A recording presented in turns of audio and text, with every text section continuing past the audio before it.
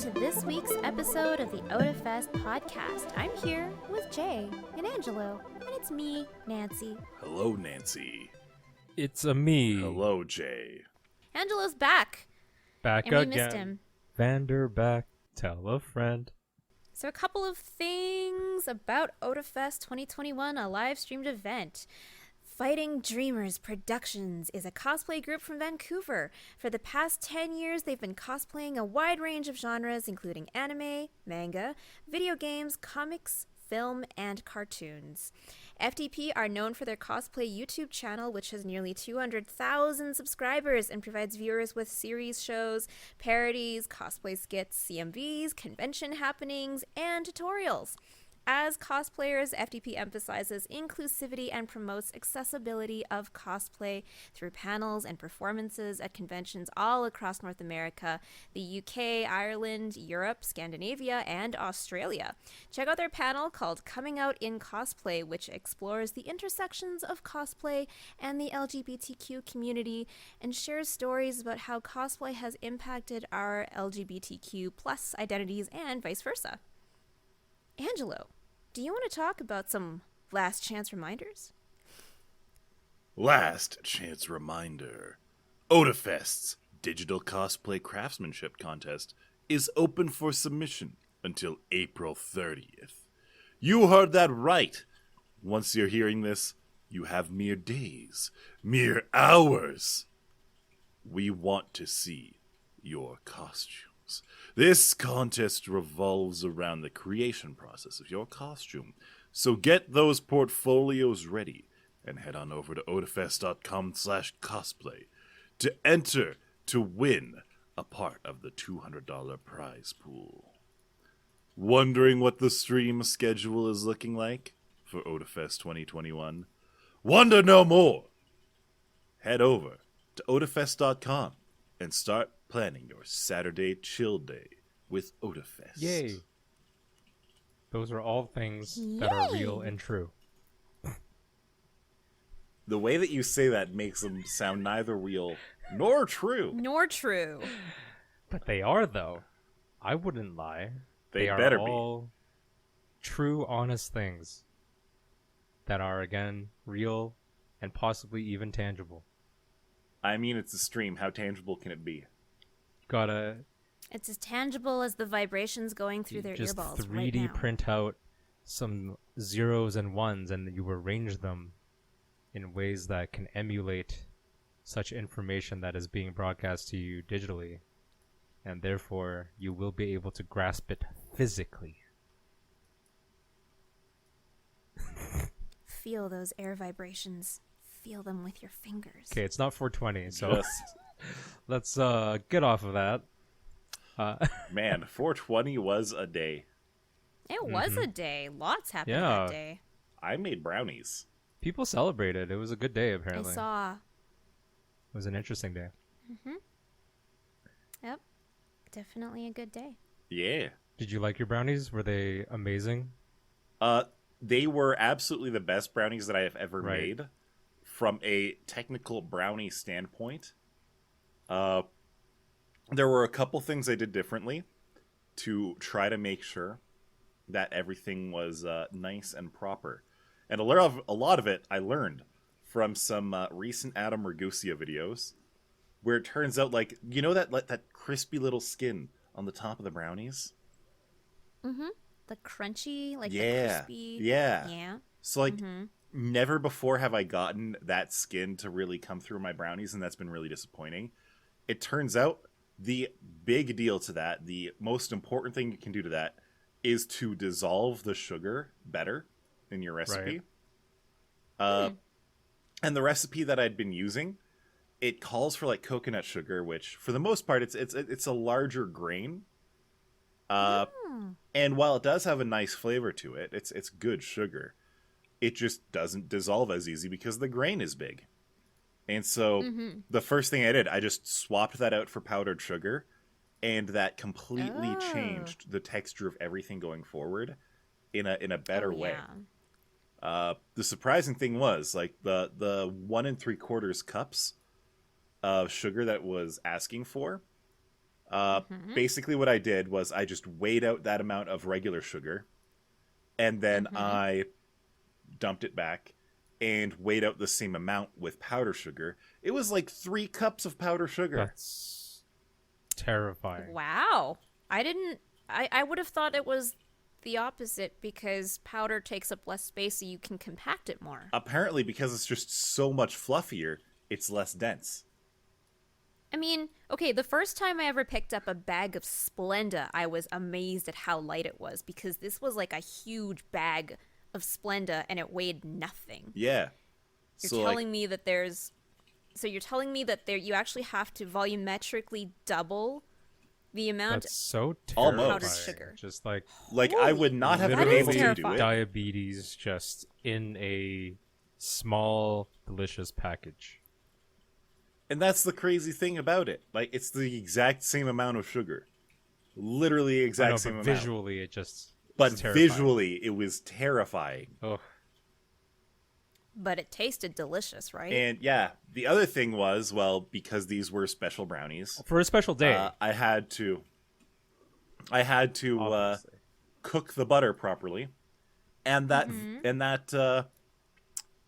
that lets off a lot of the water content of the butter. Yeah. And so last time I tried making brownies, I just added in butter afterwards to get it up to the right amount. This time instead, ahead of time, I put in like 25% more butter. And then once it cooked off, it actually cooked off down to the right amount, which was... So I put in a cup of butter, and that cooked down to 3/4 cups, which is what I needed. And so with those two changes... When you're cooking down butter, do you also remove all of the, like, the milk proteins that brown and turn all crispy? More than likely, yes. So if... Just because of the nature of it, when you're making can of butter... A whole There's can of going butter. to be the milk solids. There's going to be the milk solids that get brown and crispy. And if it was just regular butter, if I was making brown butter brownies, I would absolutely keep those in because those are good. But because you have to strain out all like the leaf and plant matter through cheesecloth, any of those milk solids get stuck with them. Yeah. So you basically you are have- actually losing quite a bit of like volume. You effectively have clarified butter, except with the special Infused with- sauce. Yes, special oils. Yes. But yeah, absolutely the best brownies that I've ever made. They stayed moist. They had the skin. I added butterscotch chips and pecans to it for the hell of it. And dangerous because you want to eat more than one, but you cannot eat more than just one. How does one stop oneself from eating more than one, though? Especially when you're Brownies high. are just delicious. Yeah, have other snacks. Have other things that are closer to you than the brownies, so you don't have to stand up and go get the brownie. Makes sense. Yeah, Jay knows what it's like to have too much No, I don't. brownie. You forgot. I remember We don't this. have. It wasn't too much brownie. It was too much everything else. The brownie wasn't doing the job. Sure it was, Remember Jay. that. Sure. No, you didn't wait for it to kick in. Yeah, we were 2.5 hours in. So, yeah, sure. The brownie was doing its job. For real. For real. Uh-huh. You know what else is for real? No. No, I do not. The voice lines by AIs are real. Oh, jeez. The AIs are taking your jobs. No, they're taking Nancy's job. This could be fun to see what happens if you line up an AI and you give it like all of my Twitch content and see if it can pretend to be me. So, to explain what happened, about a week ago, a Witcher 3 mod came out. The mod was called A Night to Remember. But what was especially interesting about this mod was that it had new voice lines for Geralt. It was great. Is it Geralt or Geralt? Geralt. Geralt? Okay. Geralt. Yeah, completely new, never before heard lines from Geralt. And people are like, well, that's pretty cool. And they're like, yeah, we used a company called Cybervoice to generate new voice lines based on the voice lines that are already in the game. And a few people were like, wait, what? So, effectively, they deep-faked the voice actor's lines, the voice actor's voice, to create a more immersive mod for the game. And for the most part, people were like, well, that's amazing. And a few people were like,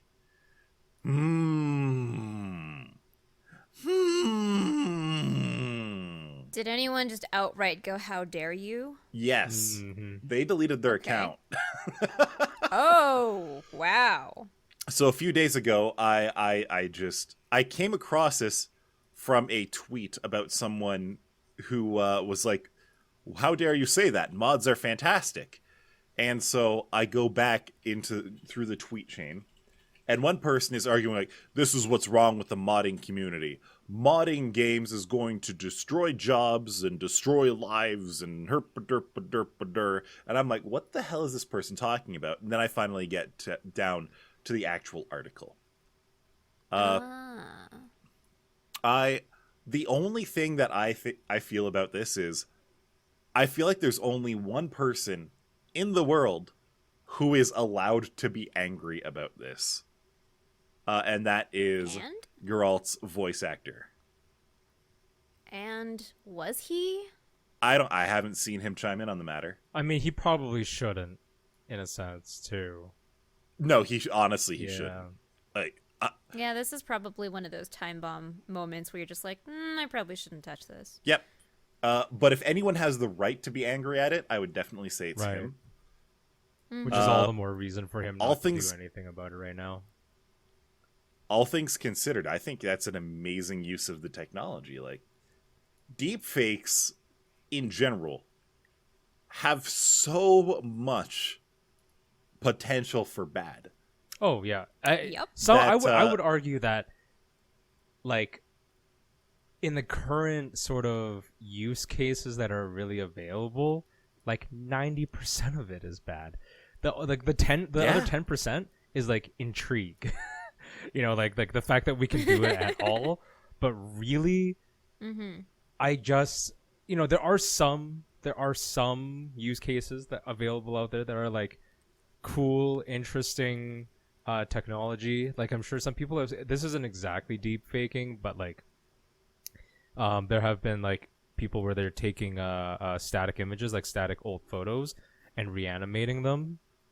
So like, Yeah, those look those creepy. are a little bit creepy, but like some of people, them are really well done. yeah. Some of them are But like creepy. with those, at least, like they're usually just doing it for like a long lost family member.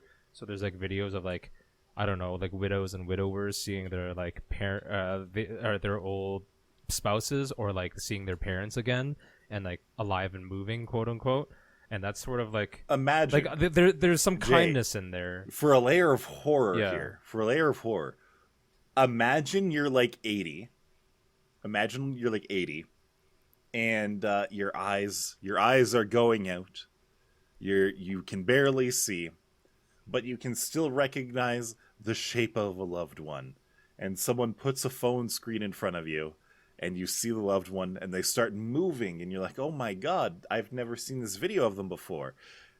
And then they just start singing. Dame dane. I'm just saying, so again, the proof being is Would it that is be all kind of a horrific? mostly diabolical.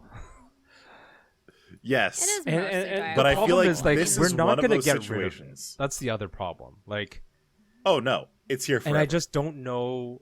Like, I don't want to get into like too much of the morality or everything, because like that's a lot to argue here. But like, I just don't know what we're gonna do with it, and what we're supposed to do with it. You know, like, I'm very curious as to like exactly what what benefit is gained other than like it's intriguing, and that's the 10%.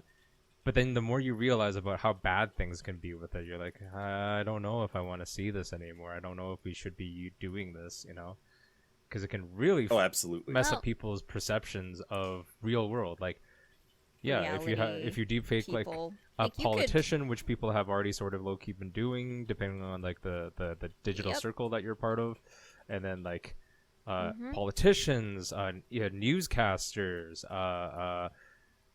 just anybody that's worth recognizing on a regular basis, and people having trust in them, and then them like deepfaking the voice patterns, the visuals of the face talking. There's a lot to question here. You know what's... There's a couple of things. So there's definitely a very real danger of identity theft. Oh, yes. People could be video calling people that you know and pretending to be you, because there's an AI that translates everything that you're doing on a screen and how you're sounding to sound like another person. There's also the obvious malicious intent where it's just like you can just create fake content of someone else saying crazy batshit things and then spreading it out there and tarnishing their name, etc. And then there's this very real Wizard of Oz moment where you could somehow, if you were detached enough from the news, you could think the world of this eternal king that leads your country or something, only to find out that this fictional person was once a real person who is now just like an AI skin that's passed down through multiple politicians to play. Oh my god, the Burger King could become the King of Canada. There you go. And we would never you know know where I'm that going. it was just Justin Trudeau the whole time. Anyway, just thought I'd throw that out there for Wouldn't funsies. that basically just mean that we'd be ruled by VTubers? Yes. Yeah. Essentially. I mean, for a practical use case, I could make like a perfect version of myself and then just use that instead of turning the webcam on ever. Yeah. Well, I was gonna say, like, it's weird great. to me already that, like, so VTubers, to my knowledge, I am very inexperienced in the VTuber realm, but VTubers typically use sort of like I would call almost like a game avatar. Like, it's usually stylized. It's usually got some fantastical design to it. It could be like a unicorn or a panda bear or some other thing. It's curious to me that people haven't started making optimized but realistic versions of themselves. Oh man. The closest I would almost argue to that, and this is closest in the loosest terms, would maybe be Code Miko. Where it's not as stylized.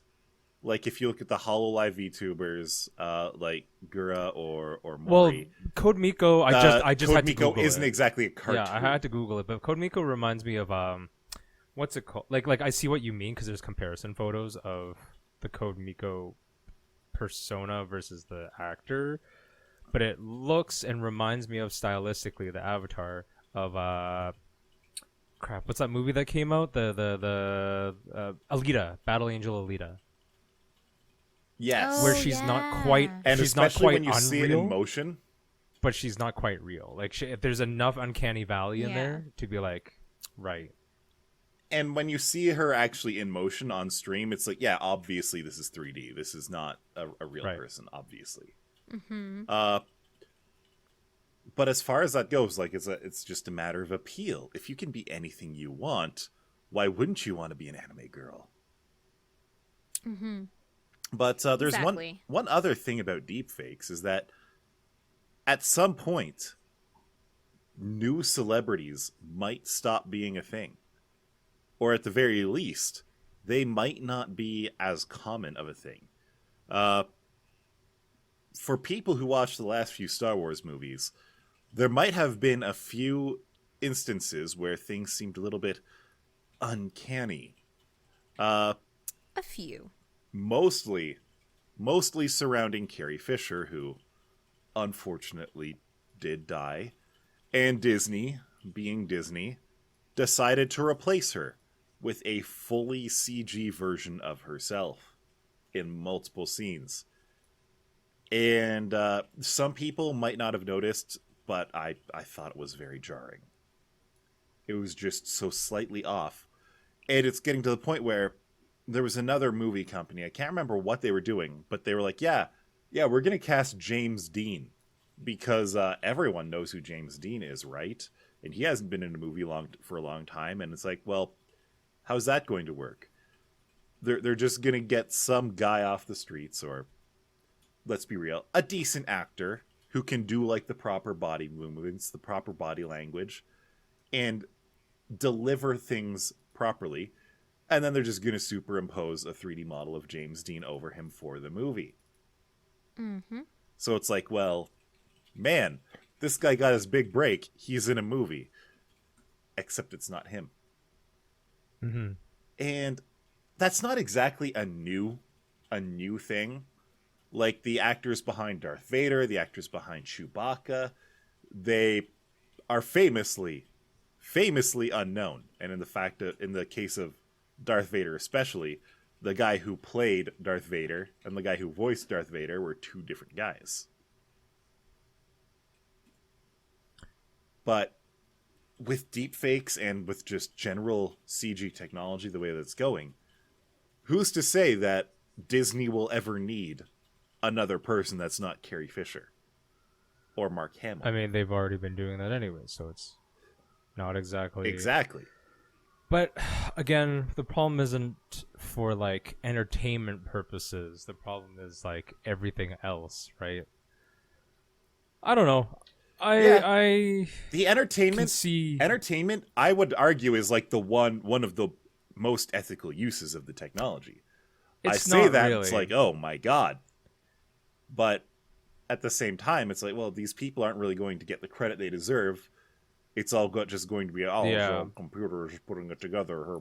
It's not quite right, because at the end of the day, like, it's essentially people wearing people suits is what's going to be happening. It's Digital 3 ducks suits. in a man suit. Yeah, so, I don't know. I think the tech is really cool. I've seen a lot of it coming up as it is.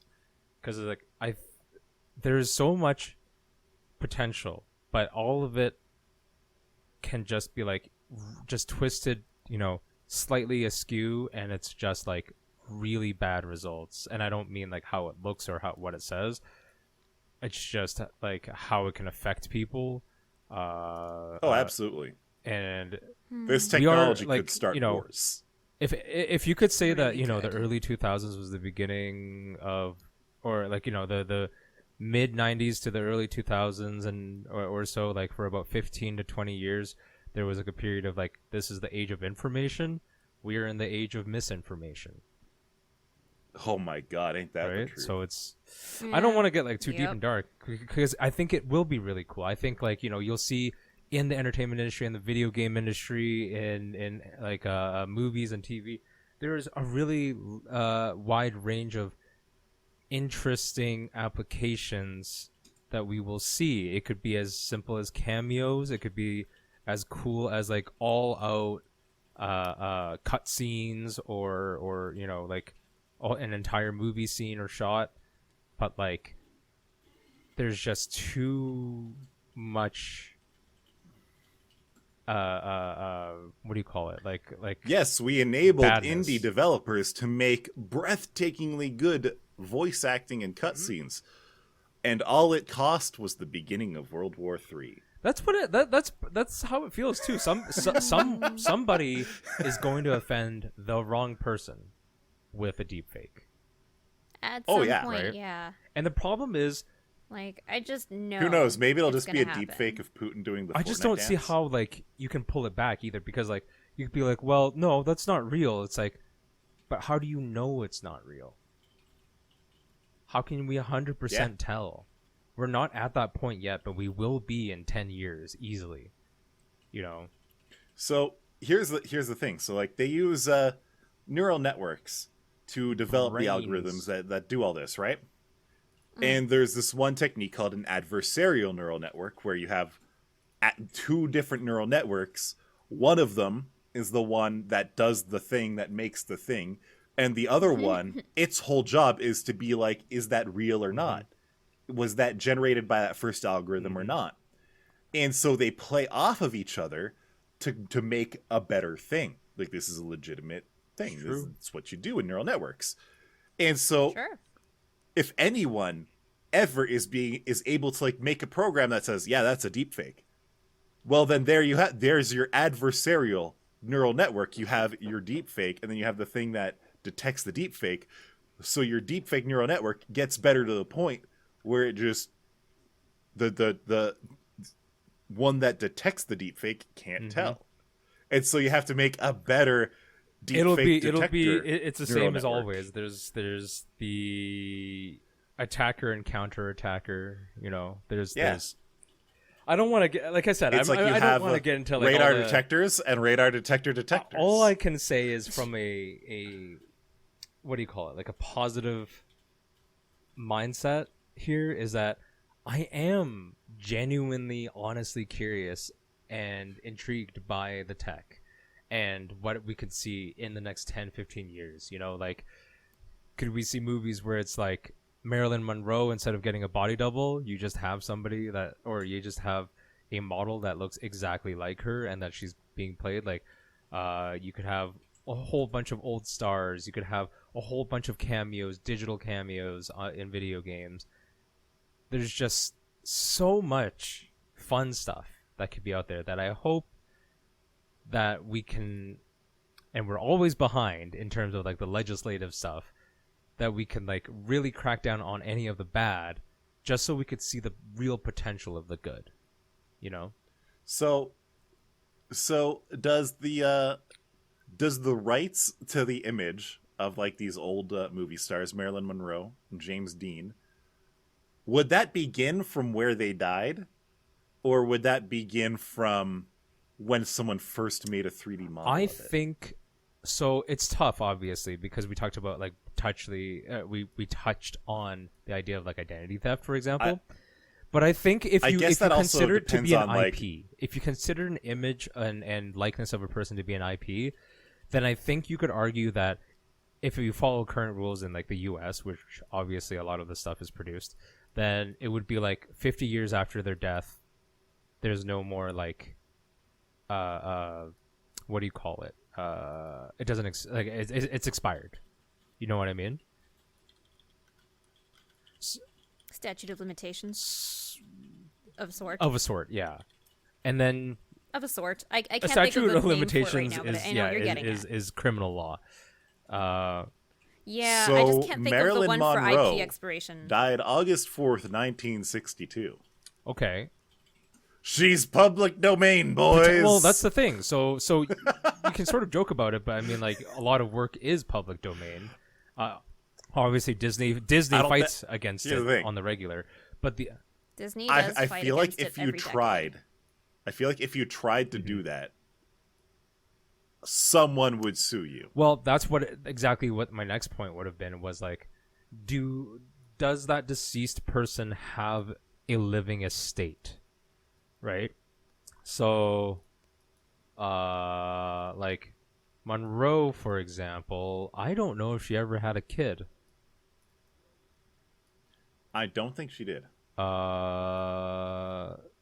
gonna go ahead and say I don't think she did either. And while she had like spouses, but spouses aren't really, I don't know if they can count as part of like, because there was nothing passed on to them as far as I could tell. You know what I mean? Like, oh, but she had a half sister. She had a half sister. If you consider her looks to be the intellectual property in that regard, no, I would. It's not just her looks; it's the entire character. Yeah, that too. Right. Because I guess if you just had the looks of Marilyn Monroe, and then you slapped it onto whatever the hell character you wanted, if you slapped Marilyn Monroe over Buzz Lightyear, well, that doesn't make any sense. And that's not exactly. Yeah.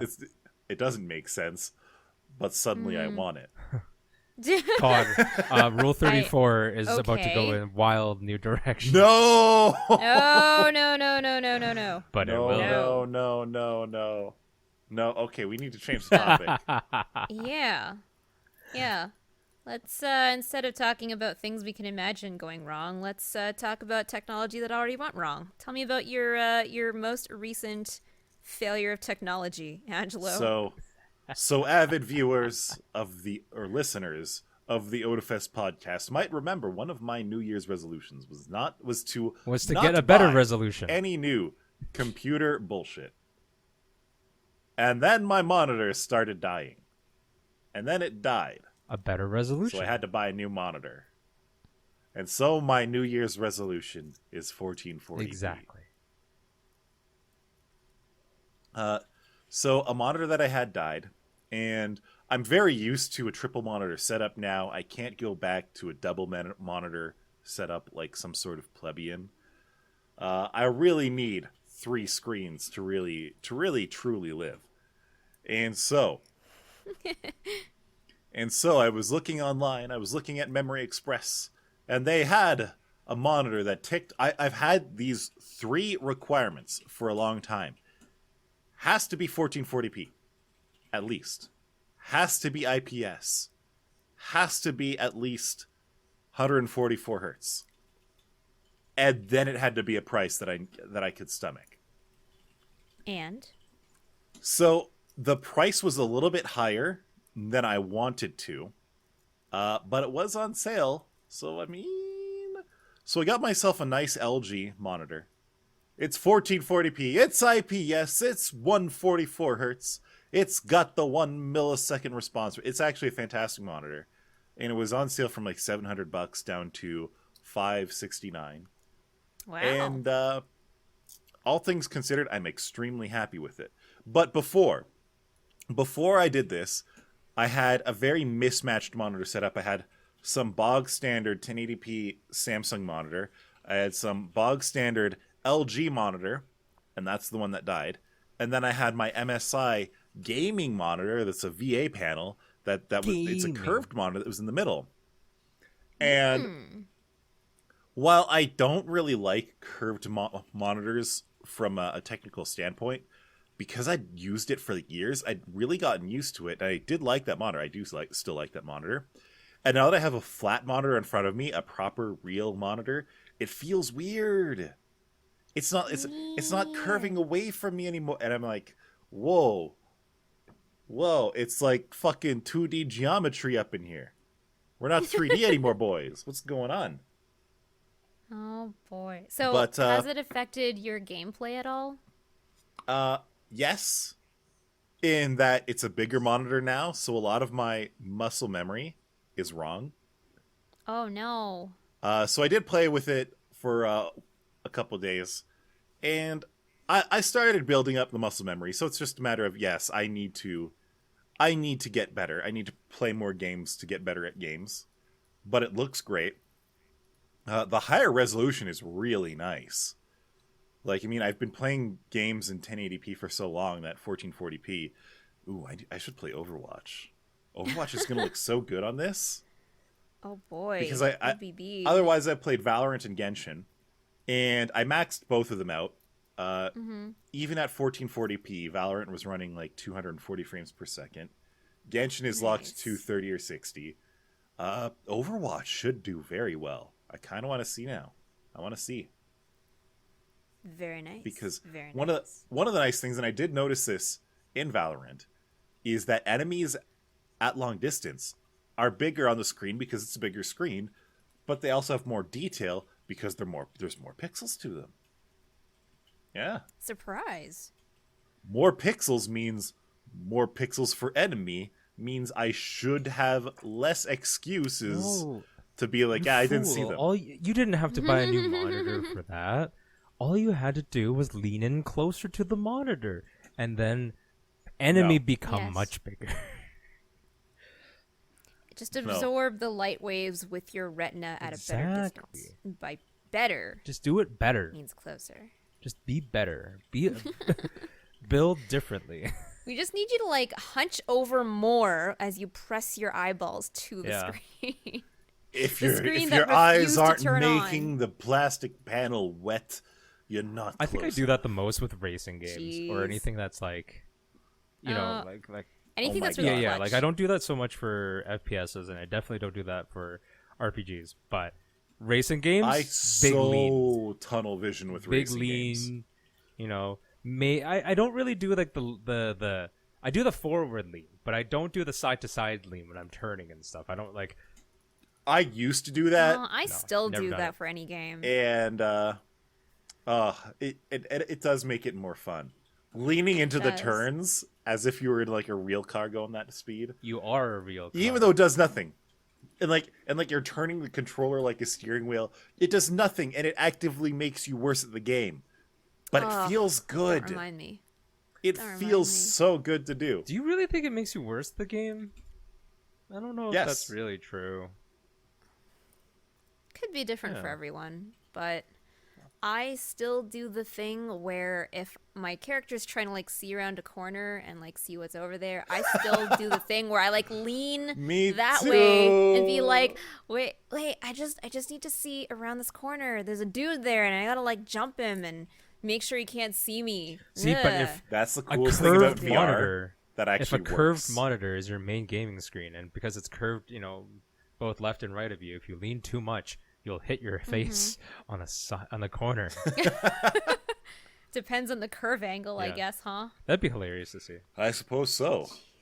That would be really hilarious if you just like leaned around the corner because you like, and you just like smack your cheek into the corner of your screen. Yeah. I was saying Although- like because Nancy, you don't have you worked with a like curved monitor much? No, I have not had that explicit Okay, joy. like unfortunately. Angela clearly has one at home. I have them at work, but I've never used them for gaming. And I will say that like I don't like them for work at all. Curved monitors, they're just ultra No, they're wide. bad for Why it. is Because that? it's too the way that Angela and I were talking about it a little bit earlier was just like it's too much real estate that's not bordered in some way so that you can sort of like dock things properly. For example, like dock application windows to each other. It's like a giant open field, and there's just too much space. And it's harder to organize as a whole because of that. But I haven't done any gaming, and I would like to with a curved monitor, but I don't see a curved monitor in my future anytime soon. And nothing to do with cost. What I could is buy it one for, today. I just don't. I can't see why I would do it. For typesetting, what is the rule? It's like usually 80 characters per line is like the Oh, I see what you the mean. ideal Yeah, there's a certain. page width Yeah. or something. And honestly, with computer programs, I find that to be the same situation, where if your windows are too big, it's easy to lose things in them. Like that's not something you experience so much at 1080p, because even if something is maxed out the widest, the way that things are laid out on web pages usually that's not an issue. On the 1440p monitor, though, I do find myself actually snapping web pages to the side just to like squish them down a little bit. Yeah. Now the reality is that means I'm getting more use of the screen real estate that I paid for. But it's a situation where it's like, yeah, less can sometimes be more. It can be better. Yeah. It just feels better. And one thing, like the super ultra wide monitors, like this one is 2560 by 1440. You can get these in 2560 by 1080, so it's like squished down super wide. I have friends who have them, and for productivity, they can be good if you snap something to each side of them. But if you had one website open, like one screen maxed out, Oh God. it would be so bad, so disorienting. I Just not good as at bad all. as it is, like I thought about two sort of Use Jei on it. miniature like or one solution that you could do, for example, is like if you have the ultra wide curved monitor, is that they have like a virtual desktop space for each sector. So like if you broke it into thirds, for example, so it would still sort of snap to certain areas and you can move things between, sort of like how your cell phone has like different home page desktops. If that makes sense? But then I still realized that like you could do that, and I think they should do that. So, but they can't because it's my idea, mine. I tell you. There is a Windows Power Yes. Toy that Power can Tool? probably do what you're thinking of it. Yeah. Power Tool. Power tool. Is it called? I think it might be called Power Toy. But what is it called? Fancy Zones or something? Yeah, No, I thought it was called Power Toy. I thought it was Power Tool. Maybe there's different iterations. Power Well, Power Tools are an actual thing. Possible. But anyway, Yeah. the problem is that Yes, the Microsoft's are Yeah. called Power Toys. okay. Haha. And Fancy Zones is the utility that I was thinking But the about. problem with that still okay. is that, again, for, like, let's call it an organic limitation. Your eyes are still just going to be looking across one big screen. So even Yes. if the apps can sort of organize themselves a little bit better, and of course over time you would get used to it more, that's fine. But because there's no like physical breakup, I think it would still be bad because you're the way that your eyes look and search in their organic way doesn't really register all that information that well. No, it doesn't. You only have so much area in your entire field of vision Exactly. that you Like- can concentrate on for details. I use a triple monitor setup more so that I always have the information that I want at a glance, but I'm never looking at all three monitors at the same time. It's rare that I'm looking at more than one monitor or one window on one monitor at the same time. And for those uninitiated, having an ultra widescreen curved monitor as your center monitor, for example, is already like having three monitors, except you're just surrounded by data that you're not focusing One on. big if that makes monitor. sense. yeah. Ugh. So That would be really disorienting for yeah. me. I'm I not, think. and for the record, like I'm not saying don't get them, don't use them. There are definitely use cases for them, but they're definitely not for every desktop or every Immersive user, games? You know, Immersive games with an Yeah. ultra wide are extremely cool. Like I don't have an ultra wide monitor. I have regular width monitors, but I have used Eyefinity, that AMD stuff with Skyrim to have the Skyrim field of view stretched across all three monitors that I have, and it's exceptionally cool. It is a good experience. but it also doesn't work for every game, because if you're gonna if you want to Yeah, it boot up, doesn't work I for don't every know, like I wanted it to work for Overwatch Yeah. or Valorant and have an unfair advantage, but That would be obviously they're very smart unfair. enough to not let right. that bullshit And then if you fly. have a game like Yeah. Stardew Valley, it might not look good at all. Like it might not No. feel good at all. true. Is probably the better way of putting it. Mm-hmm. But I don't know. I would play something that clearly was intentionally made for like a curved ultra wide screen to look like you're just basically like you're looking out the front window of a spaceship while for something you're, like that, like flying Elite through space. Dangerous or racing games, those are the kind of yep. games that would really benefit from it. Yeah. Although Like, I hear I for would- Elite I would wanna Dangerous that see- VR is just the way to go. I would just want to see how long it took for me to sit in my chair and just like enjoy the view before it actually started giving me that little bit of like the motion illusion. Kind of like when you're sitting and you're watching like the river go by in the like if you're on the bridge overhead and it feels like you're the one moving, not the water. Oh. I haven't had that happen before. It's an interesting trip, and you really got to like force yourself to focus to feel that illusion. Okay. With an ultra wide screen, I imagine that I could get the same effect if I just watch something that looks like it's just like the camera is moving through space in a certain way. I don't know if I should be talking about this Fair because I enough. feel bad for the viewers, but it's just blowing my mind so much that I'm pretty sure I just have to mention it right now. I just posted something in our Discord chat, if you guys would look at the picture. Oh, I don't like this. So that's an ultra wide monitor. It's from LG. It's one of the best curved monitors. I was just looking up ratings for them. Oh. But I want you to look at the actual Oh. desktop picture in the monitor that they're using. Oh. no. There's a whole Yeah. subreddit No. for this. I don't know if you know what I'm getting at. Does that look familiar to you at all? Yeah, it looks like the Calgary That is so Tower. weird. Mm-hmm. Someone took a picture. That it just happened to be. Someone took a picture of from the top of the Calgary Tower, or like the viewing balcony or whatever, looking down. It's very obviously the Calgary Tower, because the Calgary Tower is sort of, if you've never seen it, if you're not from the area, it has a concrete. It's mostly made of concrete. It's a concrete base that has like, it's very distinct in that way. So I was just like, I was looking at it, I'm like, It's like the Seattle Sky Needle or the CN Tower, but smaller. right, and it's Yeah, plus it's got the red. The yeah, red and it's. shelling I was on just it. like, Yeah. is this what I think it is? Like, it was just sort of so wild to see that as like a demo image in the monitor. Sorry, that was just. I know it's not particularly useful for audio listeners, but I don't know. It just blew my mind. Well, that just gave me horrible nightmares about going to a subreddit for, like, This reminds me of the one time in this, VR chat exactly this. where I clicked a button and it teleported me to the top of like a radio tower, and I was like 300 feet in the air, and I felt that vertigo, and I was like, holy shit, what the fuck is this bullshit? And I just had to like sit down on my carpet and like understand. And I was Poor like, okay, monkey.